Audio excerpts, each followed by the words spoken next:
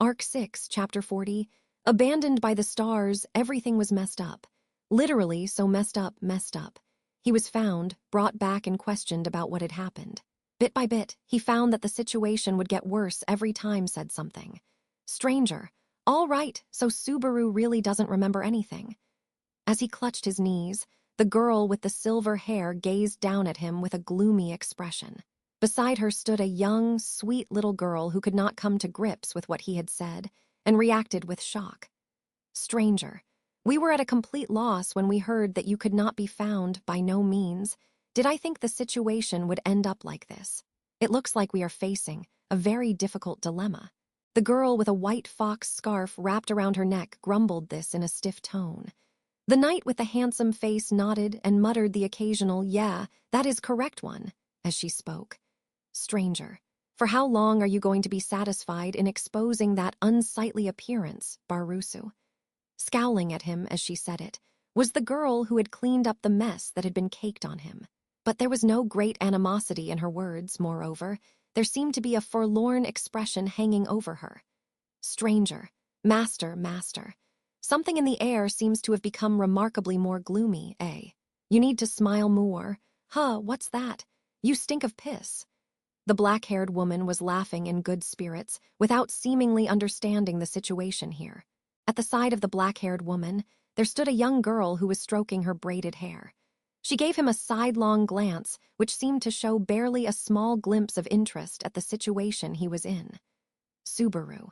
All these reactions were, if he were to broadly speak about them, reactions he overlooked. Once, twice, this made it thrice. He had disappointed them 3 times. However, this time he had soiled himself after trying to escape from this place. He had been found alone, huddled up and crying.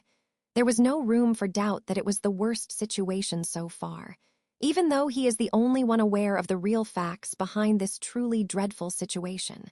Subaru. Heh. It made him laugh. The fact that he had repeated this same situation, no, it had not only been once but 3 times. He had seen this scene the first time around, and then the second. Then on the 3rd time he visited this scene, he finally grasped what sort of situation he was in. He had died twice. Both times, most likely, from falling from the same place.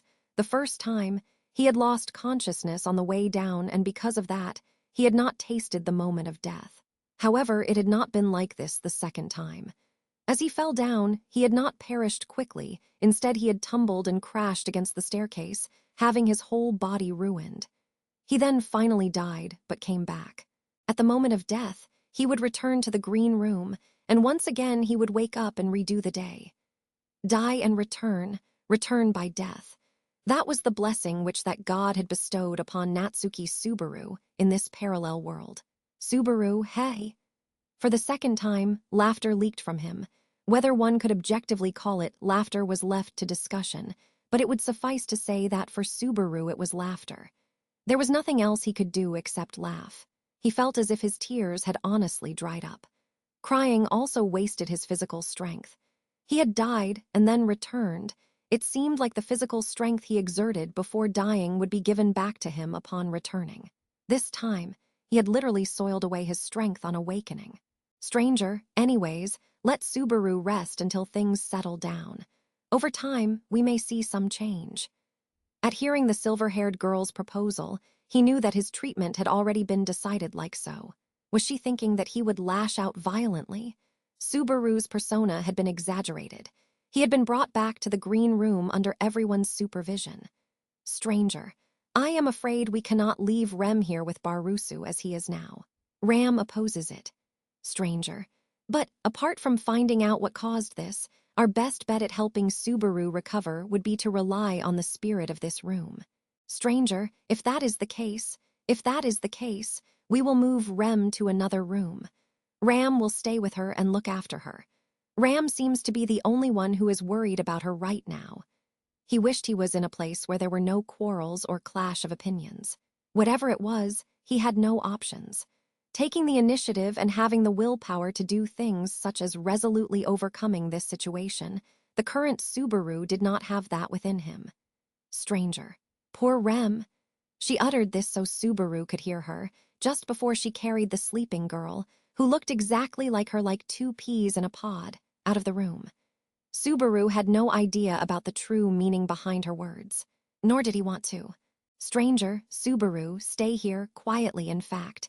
Betty will surely find a way to return your memories, I suppose. Subaru, stranger, I won't let you cower here all alone. Just before she left the room, the young girl spoke those gentle words. Her voice was tinged with grief, yet there also was a hint of noble determination within it. That voice was strong, confident in those words. In that way, in response to her voice showing that she was concerned for him, Subaru. Subaru shrunk back in an attempt to avoid her outstretched arms. Seeing his reaction to this, the eyes of the little girl, with their characteristic pattern, swayed with hurt. Stranger. They were strangers. No matter what, they were strangers. But for Subaru, they were not strangers. For those girls, the Subaru here was a stranger. Their familiarity, their worry, and their deep affection was directed at the original Natsuki Subaru, and not at his current ruins. And at the same time, Subaru. I have no reason to be killed. He had been left behind in the green room, alone. Subaru grit his teeth as he muttered this. Still, it was not a good thing to turn towards those good feelings of comfort, or to blow off the bonds that he had supposedly accumulated over time, and the trust and deep affection he had no memory of. Not yet. However, why did he have to bear the consequences of the murderous intent that Natsuki Subaru had accumulated towards him? All the good things and the bad things, everything that was jumbled together, was not his own. Despite this, why must he struggle and drown in this place? Subaru, I'm done with all of this. After a few hours of being alone, Subaru pushed his back up against the wall and steadily got up. Having clamped down on his lips too much, he spat out the mixture of blood and saliva that had piled up within his mouth. Then, slowly, he began walking towards the green room's exit. Stranger. Behind Subaru, the only presence he could hear was the black lizard's cry. The cry sounded somewhat feeble, as if crying out in loneliness. However, Subaru shook his head at that thought. There was a limit to his stupidity, of the idea that a mere big reptile could be feeling loneliness. Subaru, somebody will bring you food. Shush now. The lizard continued to let out its feeble cry despite what Subaru had said. Without listening to it, Subaru dispelled his reluctant thoughts and stepped out of the green room. He checked to his left and right, making sure the coast was clear, and started walking away, stealthily. Subaru, water, and where they keep the food, he knew that. As he had accompanied them to fetch water, he knew where he could find it. He also knew where he could find food. The only other question he had was how much of it should he bring? Subaru. To be honest, there was something Subaru did not know. What on earth had pushed Subaru down those stairs and robbed him of his life? However, there was something that Subaru clearly remembered. Back then, at that place, someone had pushed Subaru's back. It had not been due to some ridiculous reason, such as being clapped on the shoulder from behind or being blown off by a strong gust of wind. He had certainly been pushed. He had been on the receiving end of definite, murderous intent. Natsuki Subaru had been murdered. The suspects were 7. Emilia, Beatrice, Ram, Anastasia, Julius, Maylee, and Shala. Subaru did not know how many of them were his friends, nor how many of them were his foe. After all, Subaru now had no way to deem if all of them were truly his acquaintances. In reality, couldn't it be that all of them were assassins, gathered here at this tower to kill Subaru? Subaru, if that's true. Even if he brought all the food he could, his heart would not feel guilty about it. However, at the same time, the first and second time he had met them, Emilia had called out to him in the same manner, and Beatrice had told him that they would look for a way to return his memories, and Ram had cried out, refusing to believe that he had lost his memories. He doubted that they had been acting. Subaru. It was impossible. Having gone through all that horrible stuff, he had been killed not just once, but twice. Yet Subaru doubted the girl and the others from the bottom of his heart, and despite that, he could not run away just for his own safety. Subaru, shit, half-assed son of a bitch. He swore at his own disgraceful behavior, unable to choose, as he started to secretly pack away food. He was collecting a so-called emergency ration, putting no consideration into what it would taste like. Of course, what was important now was that the food would fill him up, Other particulars like taste were secondary, no, tertiary. He had roughly taken enough food to last him 3 days. He had, in a similar fashion, drawn enough water and placed it in leather drinking pouches to carry along with him. Then, Subaru. There's a desert outside, but he donned a cloak that had been stowed in the same place as the food. In terms of size and design, Subaru immediately noticed which one was his. The cloak was designed so when the front was clasped together, it could be pulled up to cover his mouth. It seemed like a perfect countermeasure against breathing in the desert sand. And after collecting food, water, and tools to help him in the desert, his preparations were complete. Subaru. I guess it is past the time where I've twice died. If he thought about it, the time he had spent huddled up in the green room should mean that he had perhaps already passed the time when he had been pushed off last time. The effectiveness of return by death had immediately demonstrated its power. Like this, one by one, he could overcome his own death flags and continue walking the tightrope of life and death. Subaru. He wished not to do that. It would be better for him to not be in this place than having to go through something like that. Subaru jumped out of the room and initiated a job, heading towards where the spiral staircase was located using a mental map he had drawn in his head of the area. Twice he had been pushed down from this place. Naturally, his mind was screaming at him to get out of there. However, Subaru, immediately after arriving at the spiral staircase and being momentarily enraptured by the scene in front of him, Subaru looked behind him and carefully examined whether the assassin was hiding somewhere behind him. Luckily, because the time was different to last time, or because the assassin did not know where Subaru was, he could not find any trace of an arm stretched out preparing to push his back. About now, everyone was probably at the library where the memories of the dead slumbered, or they had headed upstairs to face the arrogant trial-taker that awaited them. The memory of having his internal organs messed with by this man resurfaced, and a feeling of wanting to vomit wells up within him.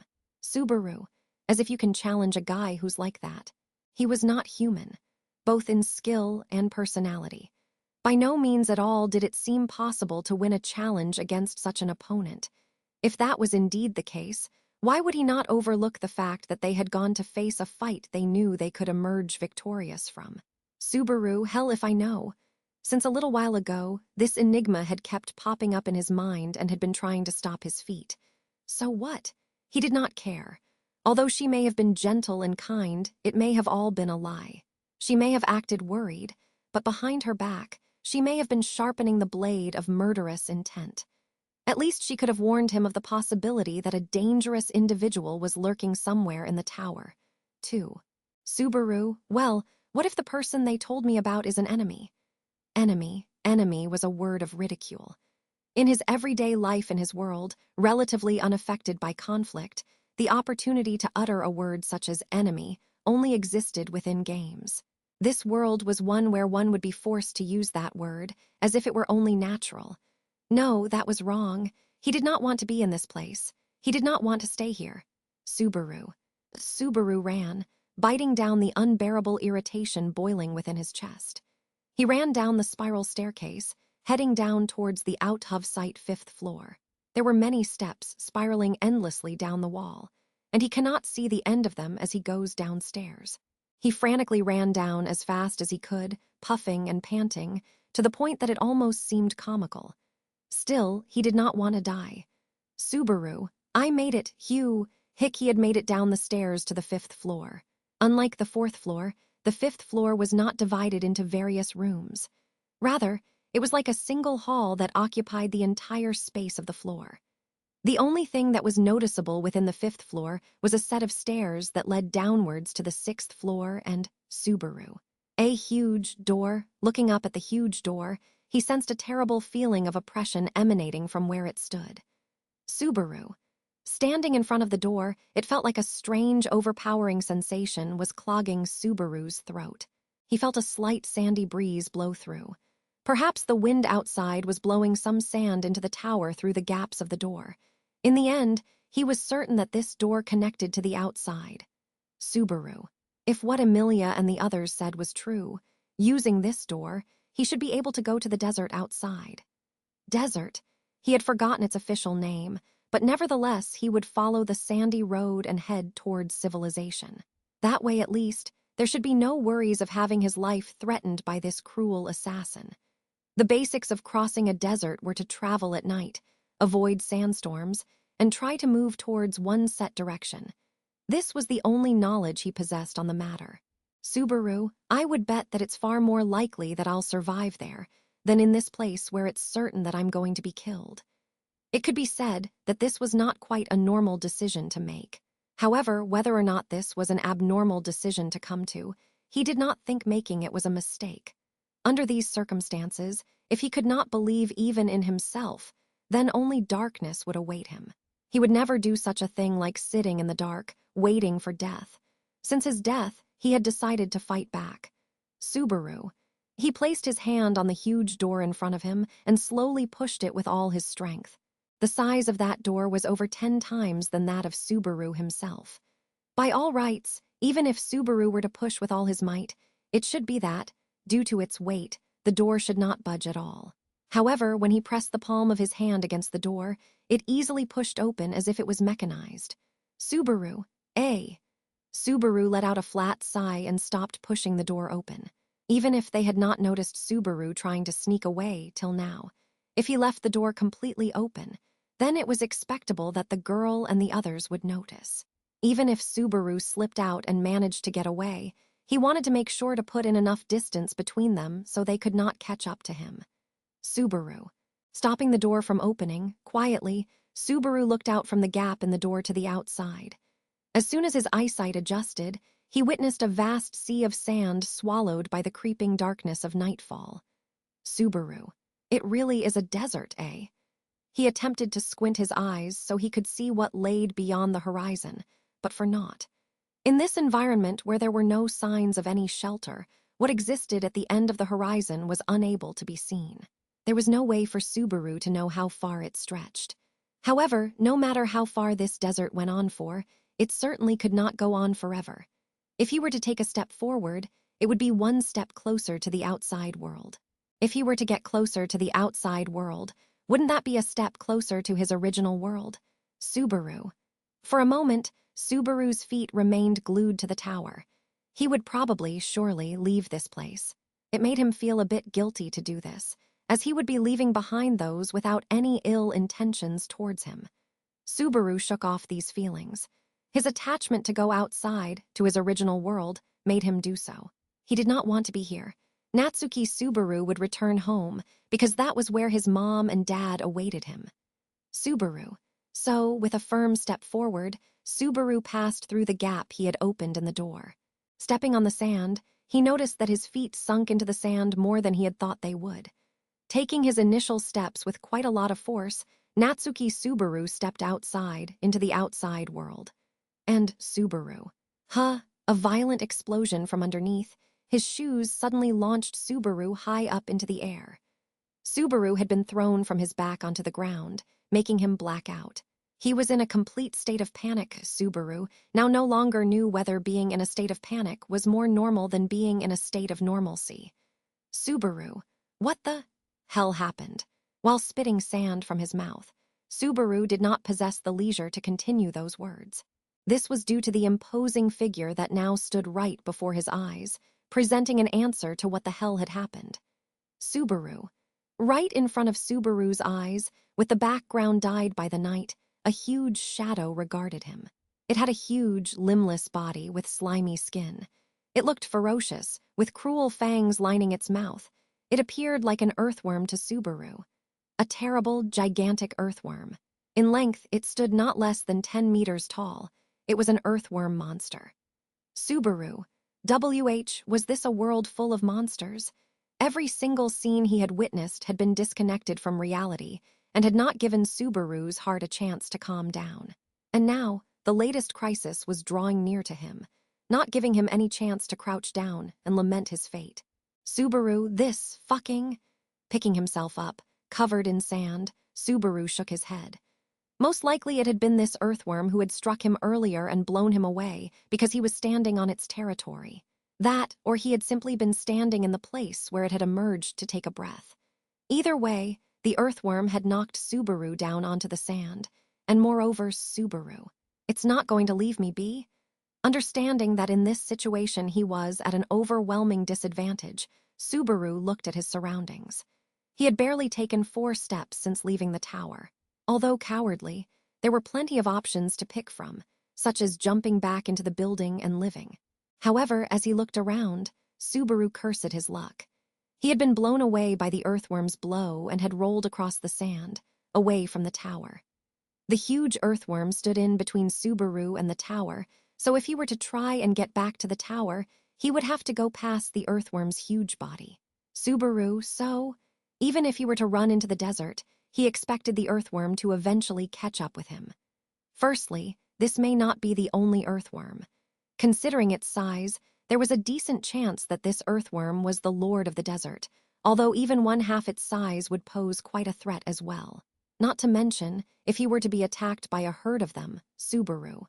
In fact, was the option of escaping not even realistic. He hated the kindness of this world, in that it educated quickly and thoroughly. And it seemed like the earthworm had decided what to do about Subaru, who had been busy trying to puzzle how to get out of this situation. Slowly, the earthworm turned its eyeless head towards him and opened its gaping maw. There was a curved horn on its head, quite the surreal sensation for him. Subaru, one shot, just one shot. Just one shot, one shot, one shot. Pulling up his anti-sond cloak to his neck, Subaru kept an eye out for the earthworm's actions. He pulled his arm to the front and calculated the timing for him to deliver his blow. He suddenly noticed that the wound where his nails had been ripped off on his right hand had closed, and that the nails had started to regenerate. Had it been healing magic or the effects of the green room? And while distracted by that earthworm, Kruagh, the gigantic beast let out a terrible, shrill cry which he could have never imagined coming from such a thing. The earthworm had then leapt, almost as if it was flopping, towards Subaru. When Subaru heard its roar against the howling of the wind, for a split second he felt a strange sensation, like his body was acting on its own accord. The earthworm had leapt at him, however he rolled towards his right side and dodged its attack. He had not been thinking of anything else. It was as if he could see an illusion of himself on what to do next. He had simply followed what the illusion had done, and moved his body a like 3. And just like that, he had moved out of the earthworm's attack. Subaru, tchhhh. A large amount of sand mushroomed up into the air, followed by a shockwave right beside him. Whilst experiencing the aftermath of its attack, Subaru rolled over the sand, still following the illusion of his own consciousness. Subaru. Ha! His body was far more agile than he remembered it to be. A split second after, what crossed through his mind was the year Natsuki Subaru had passed, which Subaru had no recollection of. There was a trace left of the experience Natsuki Subaru had accrued surviving in this harsh environment. Right now, he was not thinking anything about the fact he had made full use of that. Subaru, at this rate, rolling forwards, with the nimbleness and vigor his precursor had left him, Subaru righted himself up and ran as fast as possible towards the tower's front door. In this moment, it was all about clinging onto what was in front of his eyes. He knew that he would return to an environment of shadows and suspicion, as well as that he will be tormented by the fear of death, were he to make it back to the tower. But still, he would rather choose that than ending up becoming this huge earthworm's feces. Subaru, he could not afford to look back behind him, but it should be that the earthworm, having plunged into the desert, should not have enough dexterity to be able to switch over and catch up with him immediately. He was only a few meters away from where he was running towards. Subaru, hic. Just now, instead of the earthworm's head, the earthworm's tail had broken through and appeared from underneath the sand at Subaru's feet. The soil underneath him violently exploded, the momentum of the tail striking his feet, hoisting Subaru's body up into the air again. Subaru, oh, ah! Whilst revolving around in midair and flailing his limbs about, Subaru gazed what was underneath him. Beneath his eyes, he saw that the earthworm was opening its large mouth, preparing itself to greedily devour his body. He had underestimated it. He was naive to think that he, having living in a world similar to a greenhouse, could outsmart the wild animal that had lived in this harsh environment and gotten so huge. Reckless, he had been reckless. He would pay the price of his own impudence with his life. Subaru, no. Whilst falling, he shouted this out, like a trapped insect struggling to escape a spider's web. Die, would he die again? If he died, he did not know if he would even remain dead. If he was to die and it ended here, what would happen? Could he bear it? If he were to be thrown forever into never-ending darkness like this, could he bear it? Subaru. Don't want THAAAT. He screamed and stretched his hand out to the night sky for help. There was nothing to reach out to. Even at the ends of the sky, which was blurred behind some wispy clouds, he could not see the stars that were supposed to be there. Subaru was falling alone. He had been abandoned by the star bearing his own name 5, about to be swallowed into the monster's belly, blinking out and disappearing. Such despair. Suddenly, a surge of white light appeared. Subaru. A surge of white light rushed forward and blew away the face of the earthworm that had opened its large mouth. Literally, the impact had pierced the earthworm's face, with its large head being warped in such a fashion that it almost looked like it had been turned into Ames-A-Kusix. And then, in a split second, it blew up. Chunks of dirty flesh and blood sprayed out of the earthworm's head as they flew off. The head that should have swallowed Subaru was gone, and the earthworm's huge body quaked violently. However, before its body toppled over, Subaru's own body crashed off the top of the headless worm. With a heavy shaking movement, it had felt like as if he had fell onto a hamburger patty just before it was cooked. Its gaping wound, its internal organs, and its flesh and blood were the things that had cushioned Subaru's body. He had been given his life in exchange for the discomfort stuck in his hair. He coughed and spluttered violently, realizing that inside his mouth was some foul liquid which made him want to vomit. Meanwhile, the earthworm's remains were slowly sinking into the sand, or rather, one after the other, light flashed across his field of view, and every time it does, the earthworm's remains were shot through. It was shot through, burst open, segments of it were sliced off, bits of it flew about. The earthworm was being cut into ribbons. It was only by coincidence that none of these flashes of light hit Subaru, which you could say was a stroke of luck in such a bad situation. However, eventually, Subaru noticed that its body, which had been shook by these impacts, had now been strewn across the sand. Subaru was now lying with his back on the sand, his whole body stretched out. Subaru. Up above him, he gazed at the same starless sky he had gazed when being flung up by the earthworm. By some twist of fate, even now that he had managed to cling onto his life, the sky had not changed, and yet Subaru had still been abandoned 7. Being amazed, being wanted, being abandoned, being hated, being befriended, being kept away. Did he want to live? Did he want to die? Did he want to be here or not? Subaru, what should I do? If you know, tell me. There was no one around. Covering his face, he yelled this towards the empty sky. He received no reply. Who was it that Subaru wanted to hear the answers from the most? It was probably Subaru. Answer me, Natsuki Subaru. Saying this in a miserable voice, Subaru sighed and turned his body to the side. There had been no particular reason why he had happened to turn his body. But that tiny movement had barely saved Subaru's life from the white light which grazed his ear and struck the ground next to him. Stranger. DZZZZZZZZ. Something had grazed past his right ear with tremendous force. He clasped his hand to the ear which was throbbing in pain and rolled to the side. As the blood dripped out from his ear, he saw what had caused the pain. A long, narrow, glowing object, reminiscent of a stinger, was stuck in the ground. Subaru. What is this?